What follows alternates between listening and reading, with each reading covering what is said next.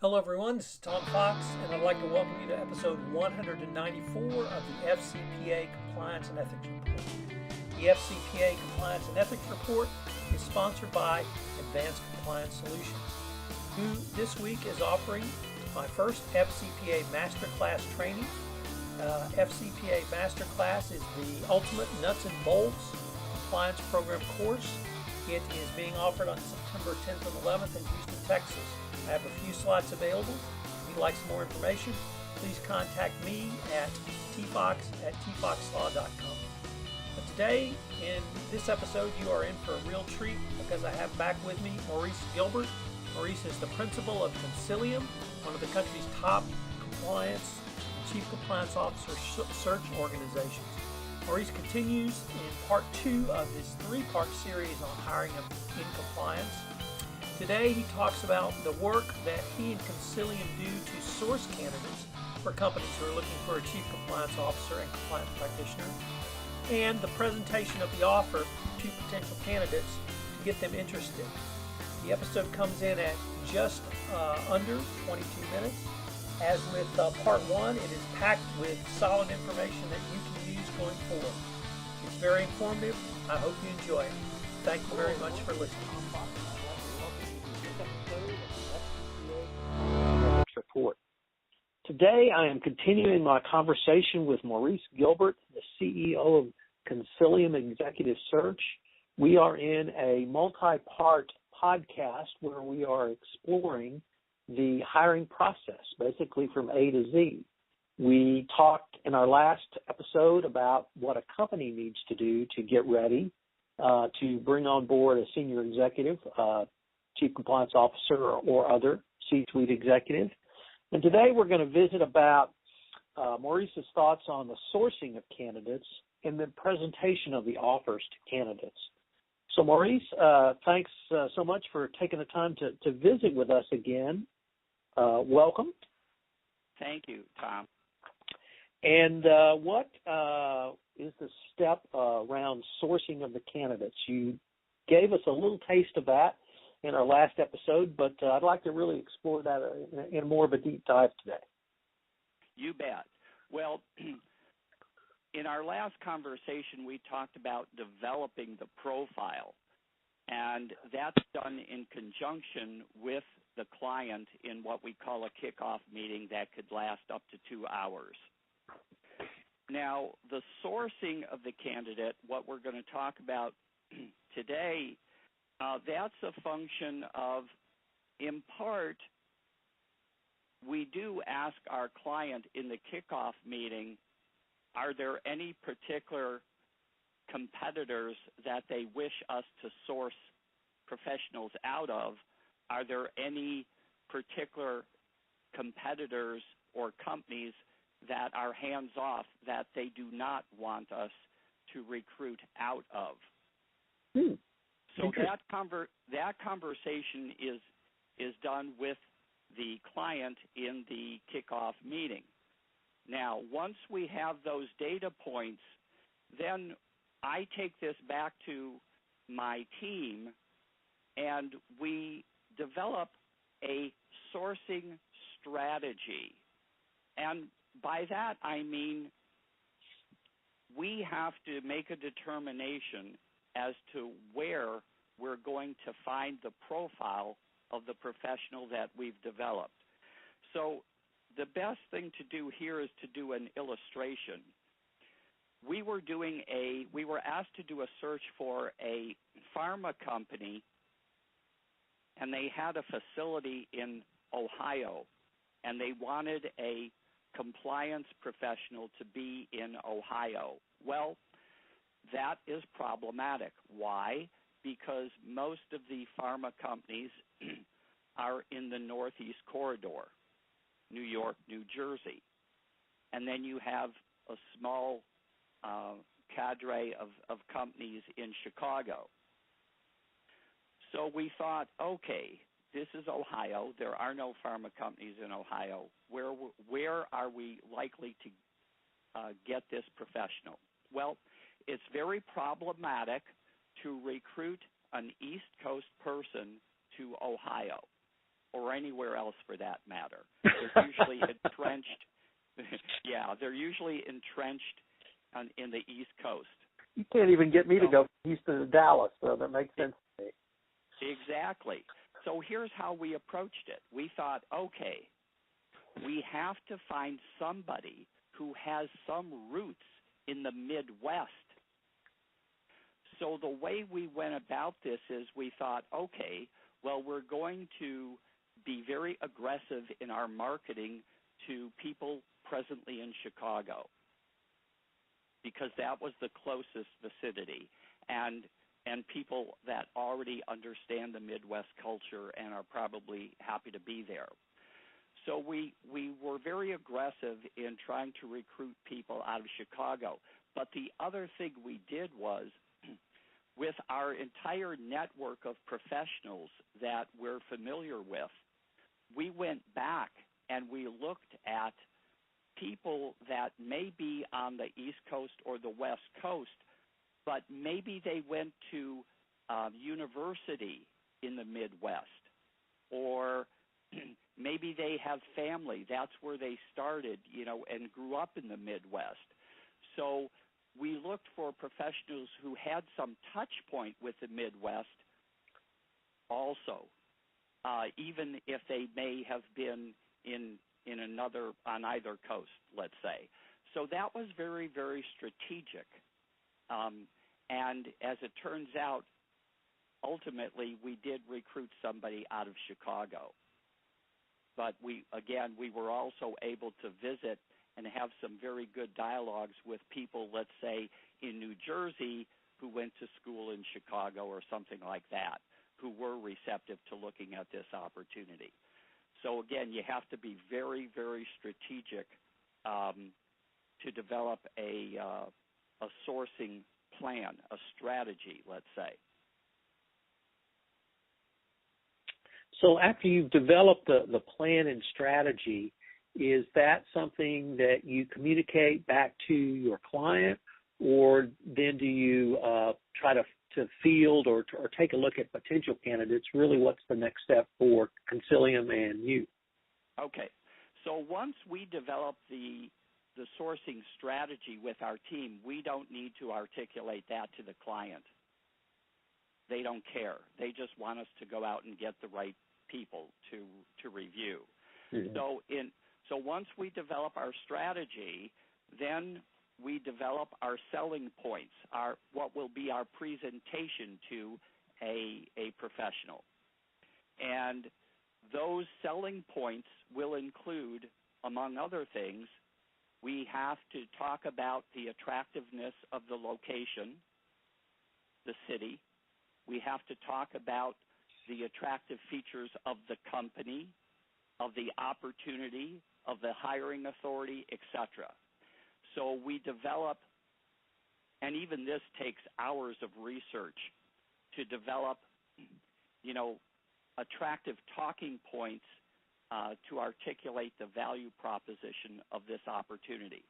So once we develop our presentation points, then we're ready to go to market and start our messaging. And here it's developed into basically two categories. We develop a target list of professionals that we believe will be a possible candidate. We don't know for sure, because every opportunity is different, and we don't know even if an individual is interested, but we develop what we believe to be a target pool of professionals. The second thing we do is we develop a pool of professionals that we know cannot be a possible candidate, but they could be a referral source for us. Mm. So we develop these two pools, and then we start our presentations, and we present it differently based upon if we're targeting somebody to be a candidate versus if we're targeting somebody to be a referral source. Those conversations, are a little bit different.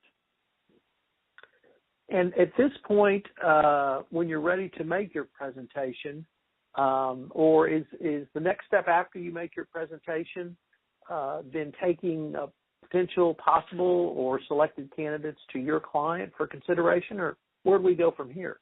Or where do you go from there, I should say? Well, once we make the presentation, then we have, or the presentation of the opportunity is the first thing. But then as we're talking to the candidate, and here's where we get into our next module that you and I want to discuss is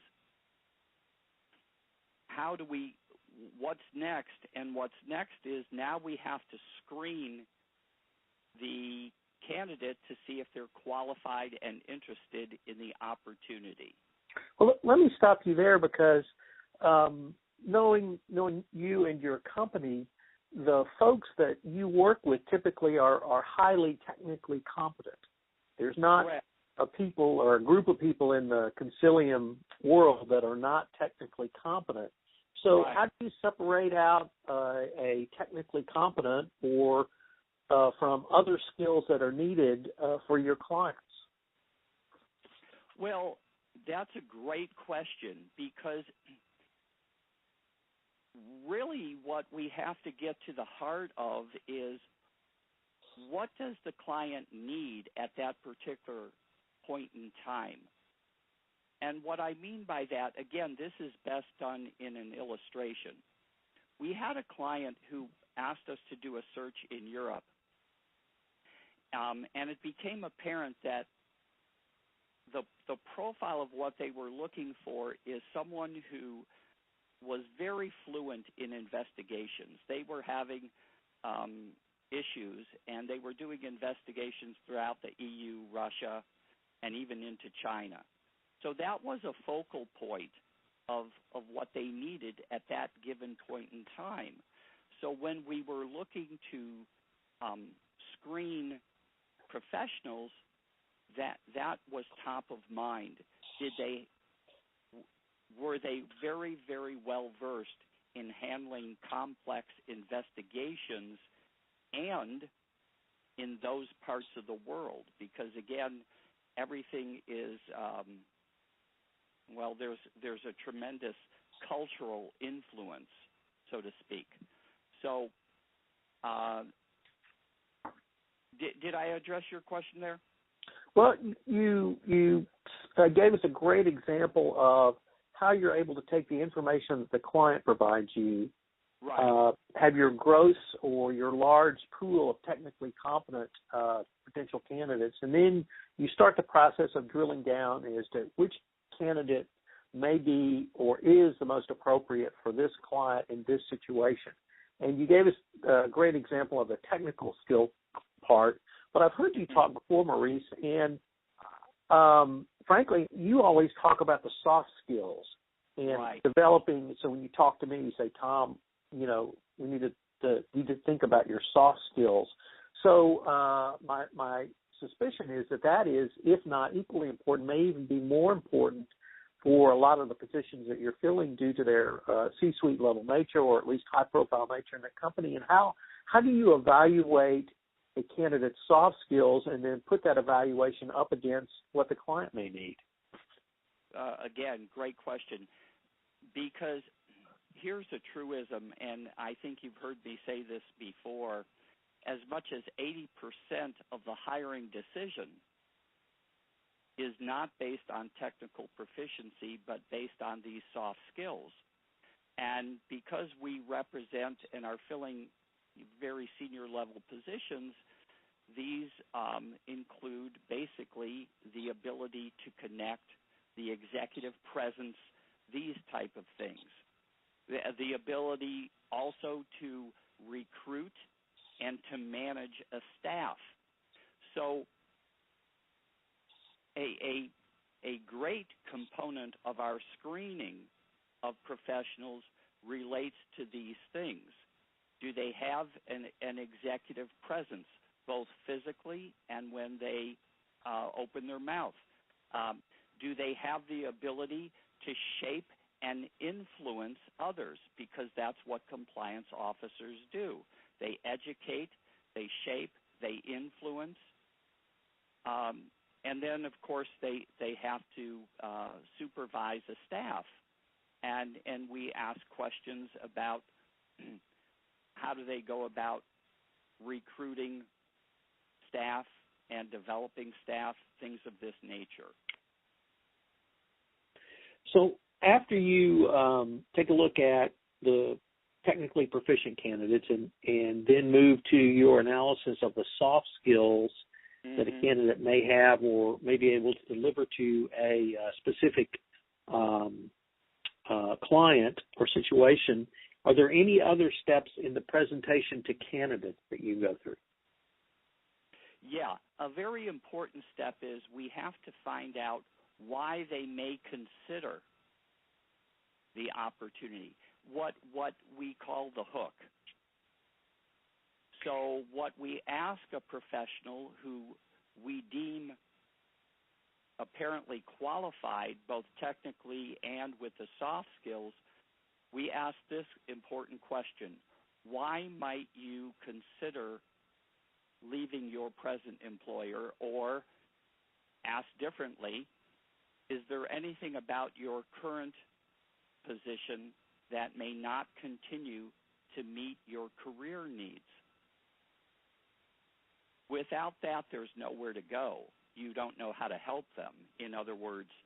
But if they do identify, and there's usually something there because no opportunity is perfect, but once you identify what might be lacking, then that is, quote, the hook, and that's something that needs to be vetted throughout the interview process. So here's a case in point.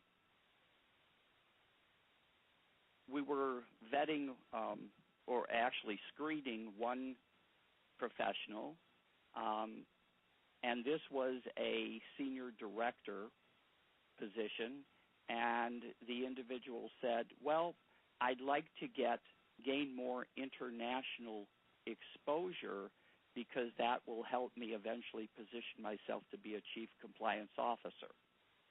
Well, as it turns out, that's what the opportunity was all about that we were searching for.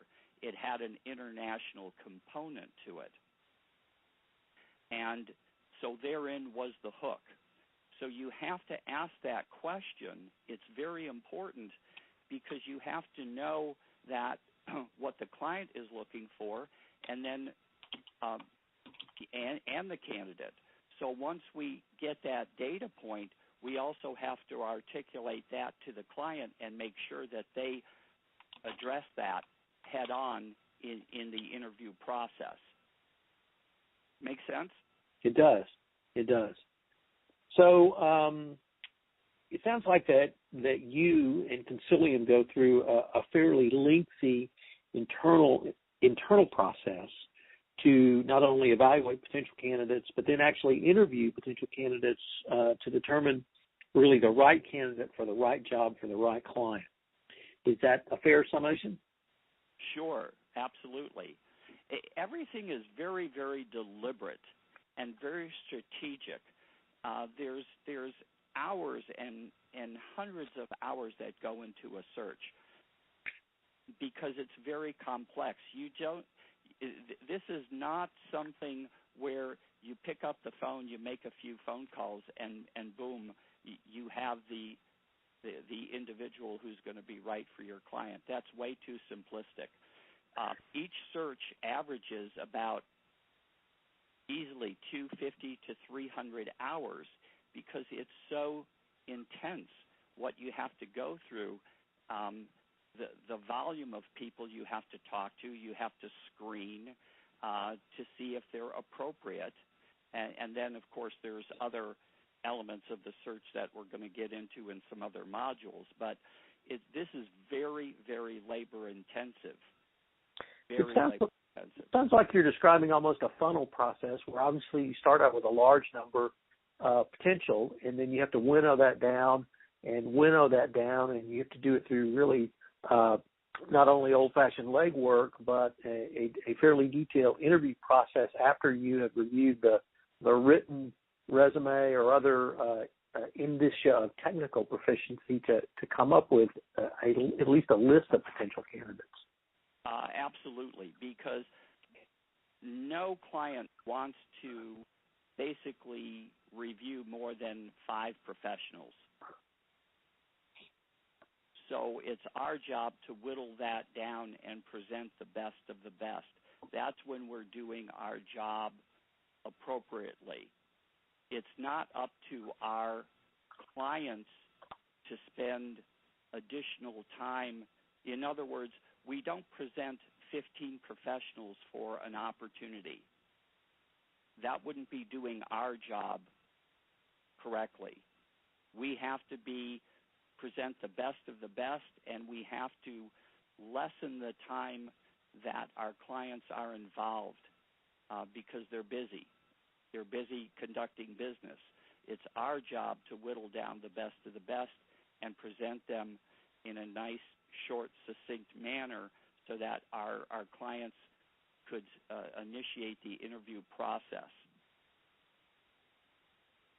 So now that you've been able to synthesize the best of the best, is that the point you present the list to your client, or are there other steps before you get? Once we're comfortable that we have a great short list, which would be no more than 5, then we will present these professionals for our clients' consideration and buy-in and commence the interview process, which I believe is going to be the subject of one of our follow-up modules. It is, and frankly, that's probably a good stopping point because we are going to go into some fairly interesting and very important information on the interview process. So with that, I think we will end this episode of the FCPA Compliance and Ethics Report. We are continuing our conversation with Maurice Gilbert on the A to Z of hiring and compliance. So Maurice, thanks very much, and I look forward to continuing our conversation.